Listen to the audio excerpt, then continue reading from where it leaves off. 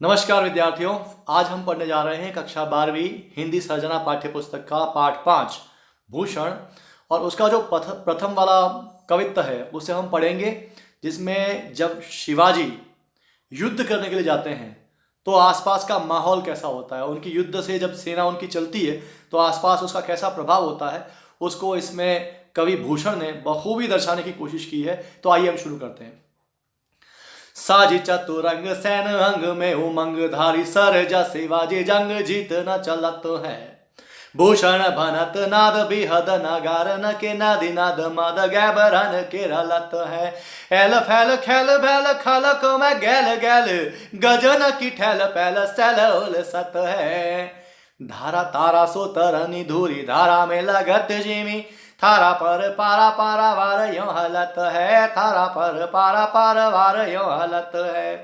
तो ये वीर रस से पूर्ण एक कविता है, जिसका इस प्रकार से अर्थ किया जा सकता है कि जब शिवाजी चलते हैं, कहाँ चलते हैं? जंग जीता न चलते। देखो दूसरी लाइन से शुरू करते हैं अपन। सरजा शिवाजी जंग जीता न चलते हैं। सरजा शिवाजी, सरजा उपाधि है। किसकी उपाधि है? तो शिवाजी के लिए। उनके लिए सरजा शब्द काम में लिया जाता है, क्योंकि वो इस संसार के सृजनहार की तरह इनको मानते हुए कार्य कर रहे हैं। हमारे जो कवि हैं वो तो सृष्टा की तरह या ब्रह्मा की तरह इनको माना गया है। हिंदुत्व में या हिंदुत्व की रक्षा में इनका बहुत बड़ा और महत्वपूर्ण रोल रहा है।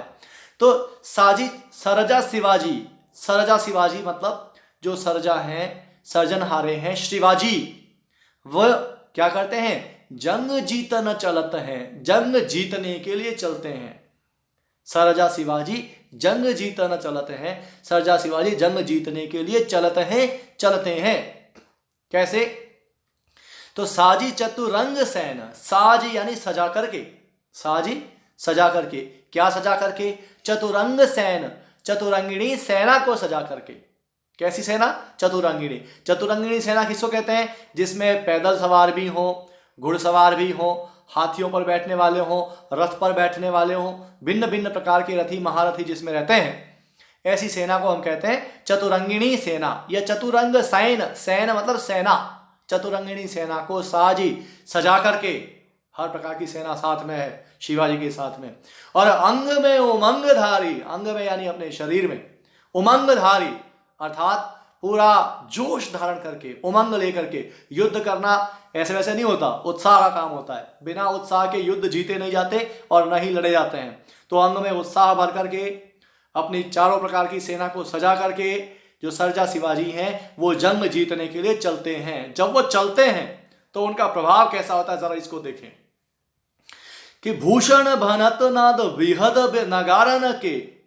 अब भूषण भनत, भूषण बताते हैं। भूषण कौन है? भूषण ये कवि हैं जिन्होंने ये वर्णन किया है, जिन्होंने उन्हें लड़ते हुए देखा है। तो वो भूषण, भूषण भनत, भूषण कहते हैं। भनत मतलब कहते हैं या वर्णन करते हैं। कौन वर्णन करता है? कवि भूषण वर्णन करते हैं। क्या वर्णन करते हैं? कि नाद विहद नगारन के। नगारन, आपने नगाड़ा सुना होगा, नगाड़ा, ढोल और नगाड़ा। नगाड़ा बड़ा बड़ा होता है, गोल होता है बड़ा, जो जिसको बजाया जाता है युद्ध के समय में। जब राजा विजय करके लौटते हैं तब भी बजाया जाता है। तो ये साथ में बजने से, नगाड़ा बजने से जोश और ज्यादा आता है और युद्ध का उन्माद और ज्यादा बढ़ता है।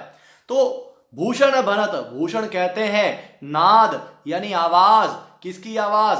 नगारन के, नगाड़ों की आवाज। कैसी? विहद यानी भयंकर, विहद यानी जोरदार। तो नगाड़ों का जो शोर है वो जोरदार है। नगाड़े बज रहे हैं। किसके नगाड़े बज रहे हैं? शिवाजी महाराज के नगाड़े बज रहे हैं, जोरदार बज रहे हैं, ऐसा भूषण कहते हैं। और तो और नदी नद मद गैबरन के रलत है। गैबरन कहते हैं हाथियों को। तो हाथी ताकतवर और युवा हो, उस बात की पहचान ये है कि उसकी कनपटी के पास में, कनपटी होती है यहाँ पास में, सिर के पास में से मद झरता है।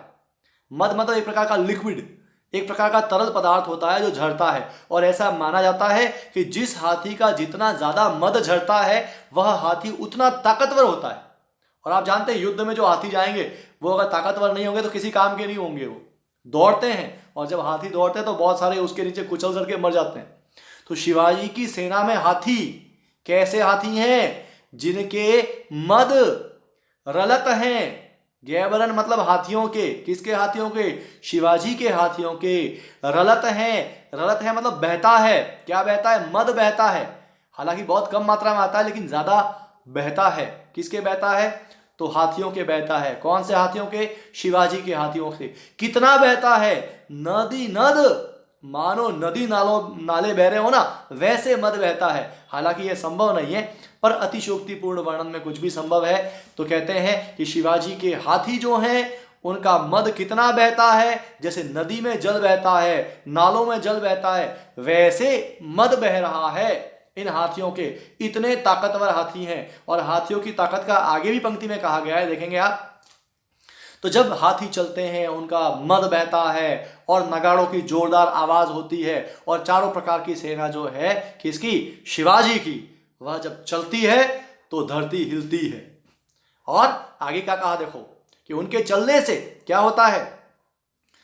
एल फैल खैल भैल खलक में वैल गैल।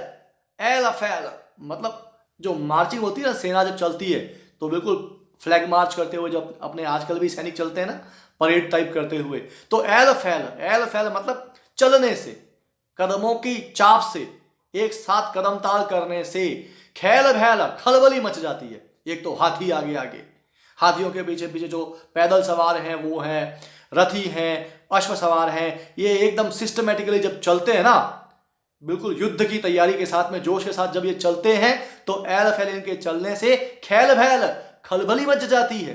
खैल भैल मतलब खलबली मच जाती है। कहाँ? खलक में। खलक मतलब संसार में। गैल गैल गली गली में, जिधर से वो गुजरते हैं वहां खलबली मच जाती है। और जहां जहां मुगल है वो तो भागते हैं कि अरे देखो शिवाजी आ गया है, अब हम मुगलों का काल पक्का है।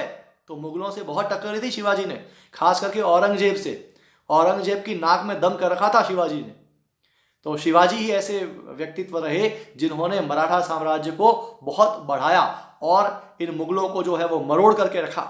तो ऐसे शिवाजी, तो उनकी सेना के चलने से एल फैल, उनकी सेना के चलने से खैल भैल खलबली मच जाती है। कहाँ? खलक में, संसार में। गैल गैल हर रास्ते पर, गैल रास्ते को भी कहते हैं, मार्ग को भी गैल कहते हैं। राजस्थान में भी गैला मतलब रास्ता होता है।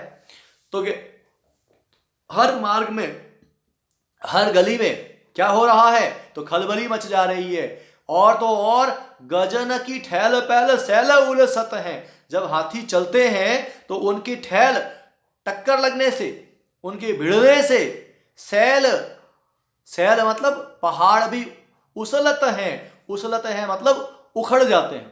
अब आप सोच के देखो, हाथी कितना भी ताकतवर हो लेकिन पहाड़ को टकराकर क्या पहाड़ को हिला देगा? तो ये अतिशयोक्तिपूर्ण वर्णन है थोड़ा सा यहाँ पर, लेकिन कहने का तात्पर्य यह है कि जो है बहुत ताकतवर हैं। कौन बहुत ताकतवर हैं? तो शिवाजी की सेना बहुत ताकतवर है और उनकी सेना में जो हाथी है वे बहुत ताकतवर हैं, ऐसा यहाँ बताने का प्रयास है। यहाँ भी अतिशयोक्तिपूर्ण वर्णन है, इसलिए अतिशयोक्ति अलंकार यहाँ पर कहेंगे कि गजन की अर्थात हाथियों की ठैल पैल, ठैल लगने से, टकराने से, सैल उछलत है अर्थात पहाड़ भी उखड़ जाते हैं। और तो और जब सेना युद्ध के लिए बढ़ती है, तेजी से चलती है, तो धूल उड़ती है। और उस धूल में कैसी स्थिति है देखो आप कि तारा सु तरनी दूरी धारा में लगत जिमी। तरनी अर्थात सूरज, तरनी अर्थात सूरज, धूरी धारा में, धूल की धारा में मतलब जब सेना चलती है बहुत सारी धूल उड़ती है, जैसे धूल का समुद्र चला जा रहा हो ऐसा। तो धूरी धारा में, धूल की धार में, तरनी सूरज कैसा लगता है? तारा सो लगत जिमी, मानो तारे के जैसा लग रहा है। यहाँ मानो कर दिया, संभावना व्यक्त की गई, इसलिए क्या है? उत्प्रेक्षा अलंकार यहाँ पर है। तो तारा सो तरनी, तरनी यानी सूर्य कैसा दिख रहा है? तारे जैसा, बहुत धूल में छिप गया ऊपर, चलने से धूल उड़ रही है, उस धूल के अंदर सूरज कैसा दिख रहा है? तो तारा सो। और लगत लगता है। और तो और समुद्र पर इसका क्या प्रभाव है? तो थारा पर पारा पारा वार यो हलत है। जब सेना गुजरती है तो जो समुद्र है वह समुद्र भी हलत है, हिलने लग जाता है।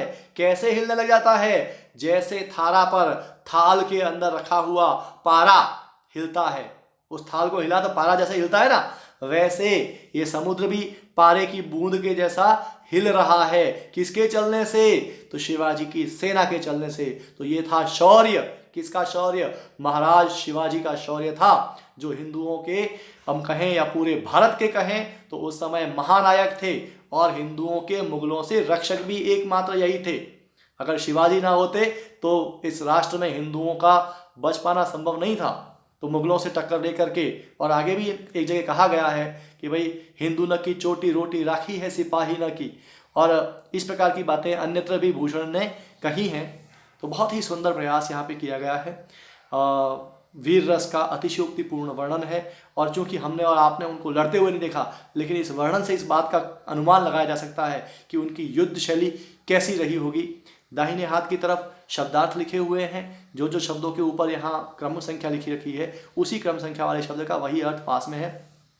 और यहाँ पर जो है अनुप्रास अलंकार है, साजी, सर्जा, शिवाजी, जंग जीतन, ठीक है, भूषण, भनतन, यहाँ पर भी, और इन सब जगह पे आपका अनुप्रास अलंकार है, अतिशोक्ति अलंकार है। और लास्ट वाली जो दो पंक्तियां हैं हमारी, यहाँ मानो ऐसा कहा गया है, इसलिए यहाँ पर उत्प्रेक्षा अलंकार भी है। तो अलंकारिक वर्णन है, वर्णन बहुत सजीव और सटीक बन पड़ा है। अगर आपको ये वीडियो लगा हो तो इसे लाइक और सब्सक्राइब करना बिल्कुल ना भूलें। Thank you very much.